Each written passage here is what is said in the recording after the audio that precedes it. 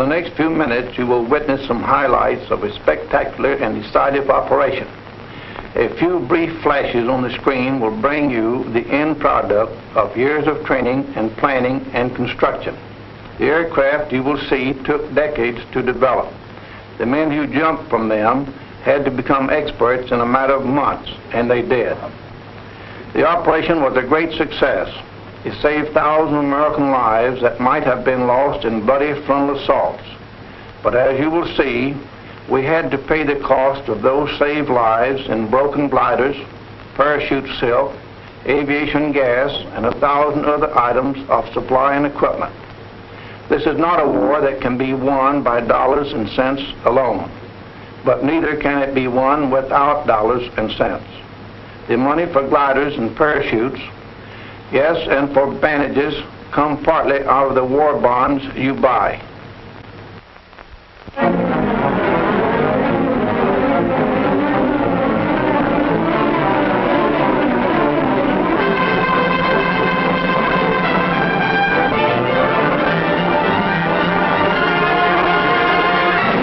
Communique number 1, June 6th, Allied headquarters.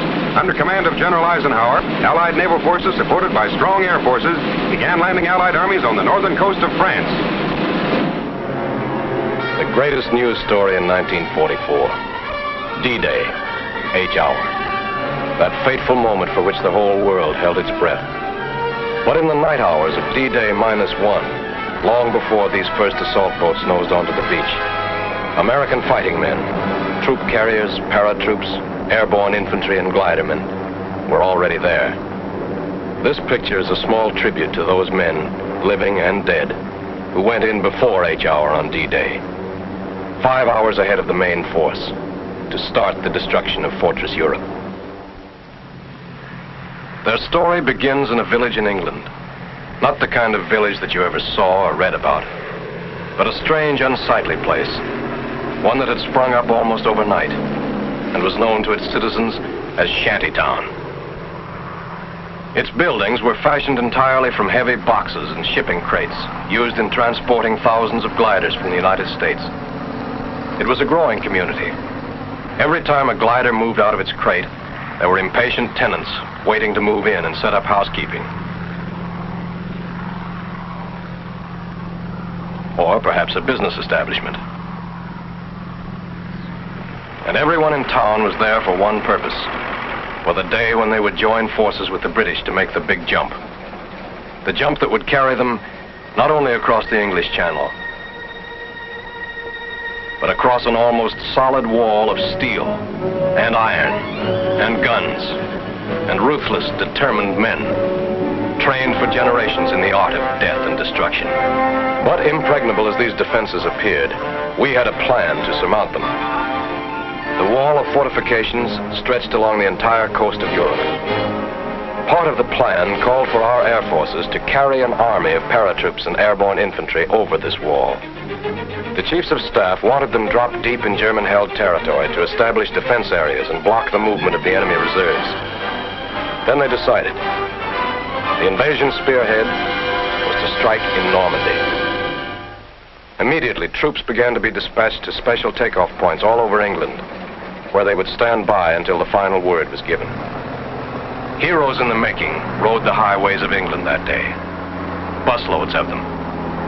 As to how they felt riding into their first real battle, well, we'll let one of them tell you.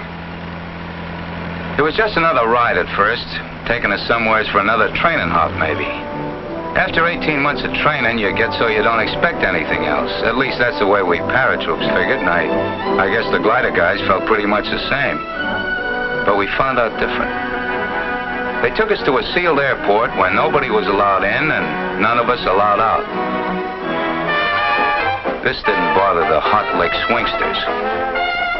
We kept in shape with regular exercises and then maybe a game or two. We knew there was something cooking now, something big.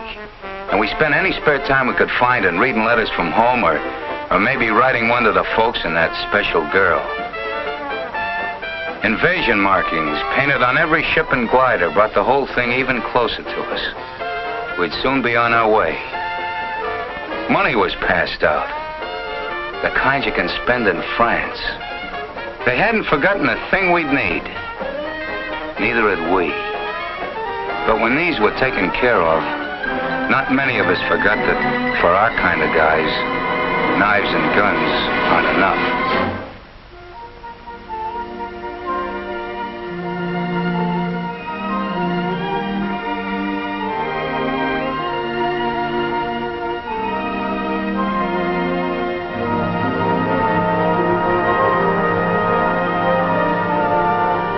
Now we were really ready. General Ike nearly tore his pants stepping over the barbed wire, but he didn't care. He wanted to talk to us. Ike had a lot of questions to ask. What's your name, soldier, he says. Where's your hometown? Who's the toughest man in the outfit? We told him we'd give him the answer to that last one when we got back. He inspected a few of the boys who really have to be tough. The Pathfinders. They go in ahead of all of us and plant signal markers so we can find a way. They live on a steady diet of danger. When Ike got through with us, we were all keyed up, raring to go. And then it was time. Most of these men had never seen real combat, but remember them. Look at their faces. They've seen plenty of action since. They're the boys of the 82nd and 101st Airborne Divisions. The men who faced von Rundstedt in Belgium, stopped them cold at Bastogne and Stavelot.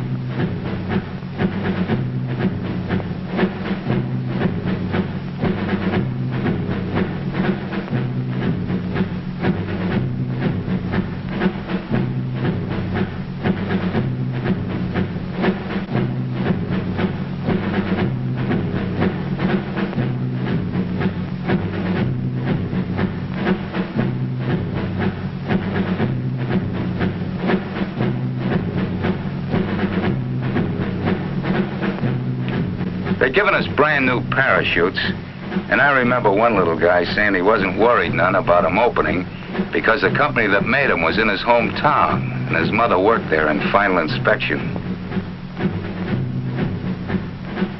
A few of the outfits got the idea they ought to show the Germans we had Indians in America. Here they are. Indians from the Loop, from Back Bay, and the Bronx. Climbing into the ship, some of us were loaded so heavy that we had to be shoved on board by the others or we'd have never made it.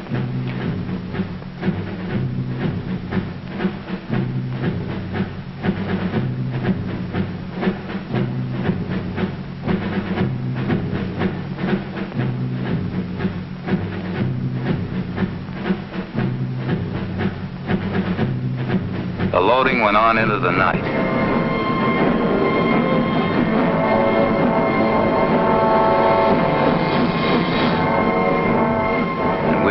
Places and ready long before takeoff time. Then we heard the roar of engines as the Pathfinder ships began hopping off.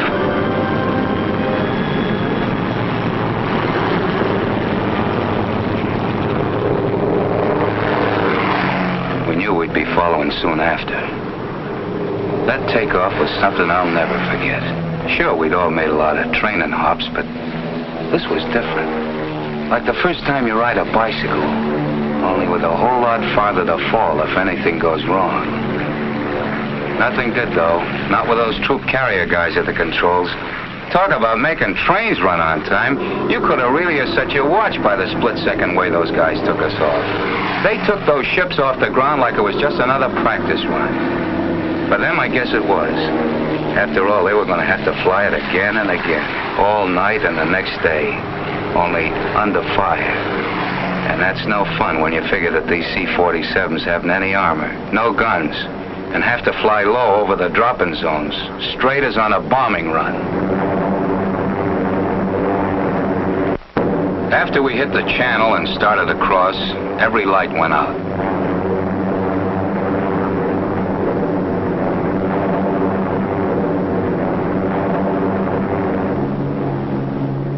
We had no idea where we were when we got the order to stand up and hook up. That came so quick we didn't have time to do much thinking before we were over the side and starting that 400-foot drop into France. Thousands of us.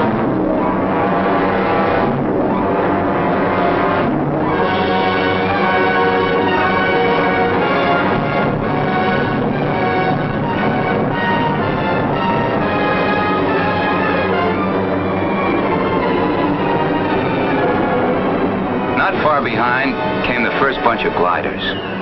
It seemed forever before they hit the ground. They were like clay pigeons for the German snipers. The glider pilots really had their hands full bringing those babies down in the dark that way. There were darn few signal lights to help them find their way. The Germans had caught on with crossfire almost from the minute they'd set down. They had to do their work lying flat on the ground. But those gliders got down. And the troops and guns inside them got into the fight. The pilots fighting right along with them. I guess we did plenty of damage that night. Yes, they did plenty of damage. Blocking road junctions, knocking out bridges, capturing fields for airstrips, and all the while, out in the channel behind them, Navy guns kept slamming away at the beaches, softening things up for the big push that would begin at dawn, clearing the way for the biggest invasion in history, the greatest movement of men and supplies.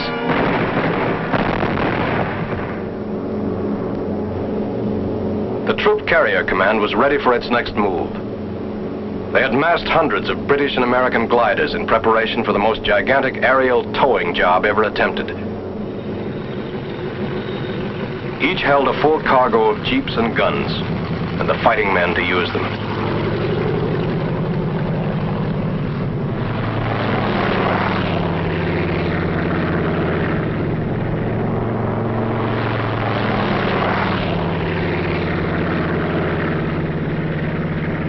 The lives and success of those who were already in France depended on the flight of this vast armada. They were greatly outnumbered and desperately needed these reinforcements. How they got them, a story of two-way air traffic and an unbroken chain of planes and gliders stretching from England to France and back again, is best told by a man who was a part of it all. Maybe we glider pilots didn't show it, but we were as excited over flying across that English Channel as Blériot must have been when he flew it for the first time, years before most of us were born. He didn't have much of an airplane under him, but then there weren't any German guns waiting for him on the other side. We did a bit of wondering about those guns as we started out over the Channel, and the lighthouses of England began slipping away beneath us. And what about the German Luftwaffe? This was its big chance. Our air forces had established air supremacy, sure. We had a regular umbrella of fighters over us. But if there was ever a time the German flyers would try anything to break through, this was that time. But we never saw a German plane. Approaching the French coast, the ack-ack and gunfire seemed harmless and far away. For those who were right in it, it was different.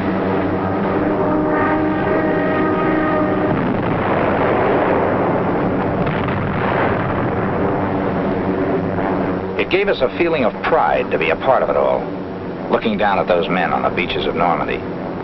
We felt a little guilty, too, sitting up over them, not even getting our feet wet.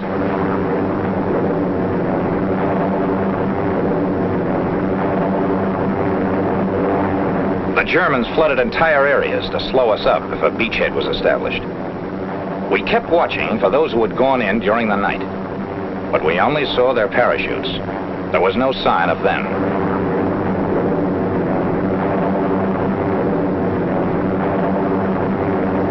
The first glider, we'd find out pretty soon what had happened.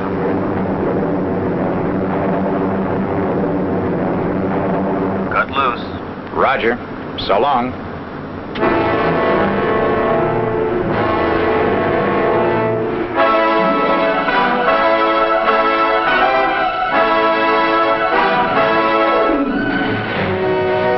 We stretched our glides as much as possible. That way, we ended up near the edge of the fields where we could run for cover as soon as we got out. Not everybody came down exactly where they wanted to. One glider went right into a German field headquarters. And what was that I said about not getting our feet wet? This bunch was lucky. The Germans were under control in this section. But more than one tow ship and glider made its last flight that day. Guns didn't do all the damage. 15-foot poles driven into the ground ripped off wings and smashed through fuselages. The men who stepped out of this glider will never know if their first mission was successful. But it was plenty. Yes, their mission had been successful. But this down payment on freedom ran very high.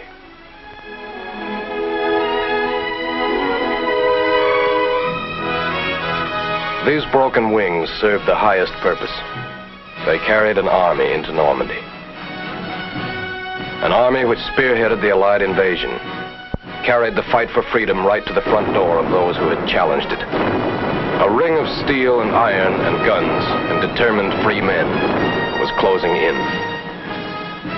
Months and miles of battle lay ahead, but D-Day -1 was the beginning. Okay, troop carrier, where do we go from here?